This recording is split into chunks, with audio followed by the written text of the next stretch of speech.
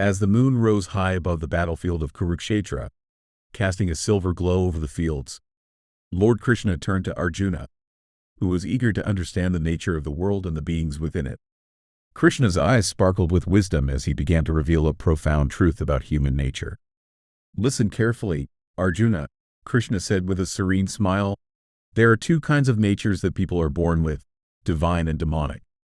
Those with a divine nature are blessed with qualities that make them like shining beacons in this world. They are brave, with hearts full of courage. Their minds are pure, untainted by selfish desires, and they have a deep understanding of spiritual wisdom that guides their every action." Krishna paused, letting the words sink in before continuing. "These noble souls are generous and kind, giving freely without expecting anything in return. They practice self-control and approach their duties with sincerity and dedication.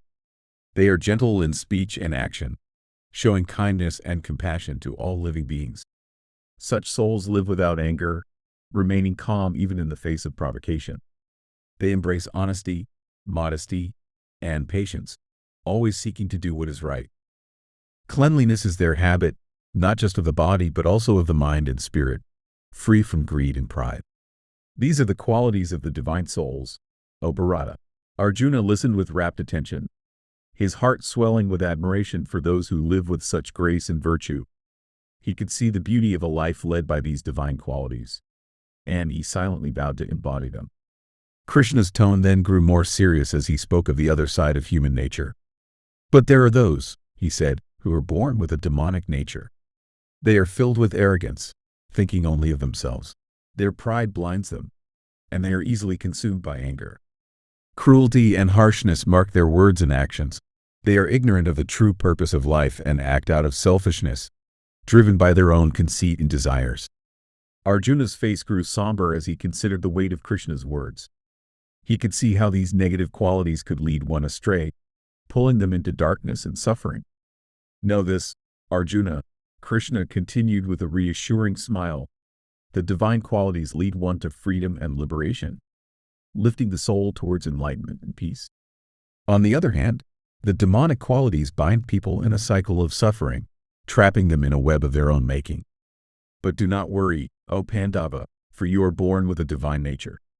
You possess the qualities of a noble soul, and your path leads to liberation." Krishna's words were like a soothing balm to Arjuna's heart, filling him with a newfound confidence and clarity.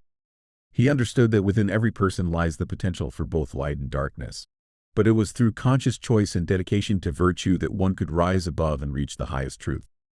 And so, under the vast starlit sky, Arjuna felt a deep sense of peace, knowing that his destiny was aligned with the divine, guided by the wisdom of his beloved friend and guide, Lord Krishna.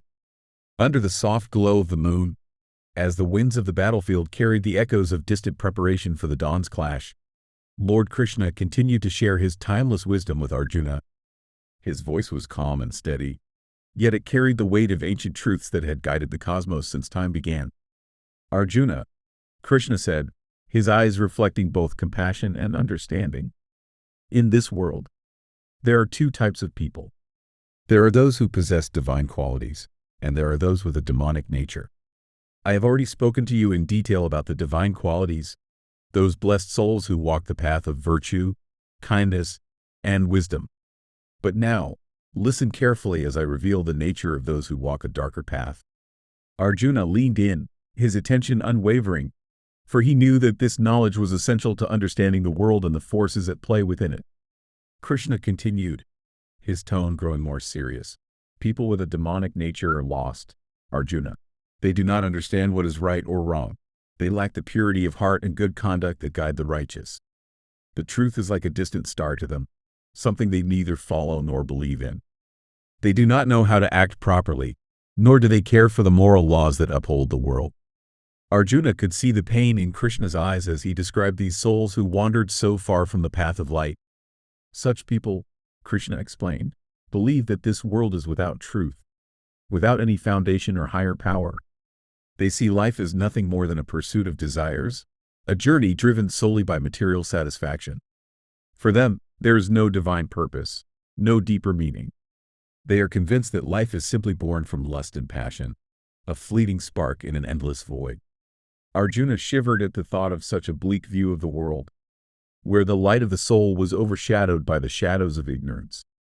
Those who cling to this belief, Krishna continued, his voice firm, are lost in their limited minds. They act in ways that harm themselves and the world around them. Their actions are reckless, driven by selfishness and destruction, like a fire that consumes everything in its path. They hold on to their beliefs with stubborn pride, never realizing the harm they cause.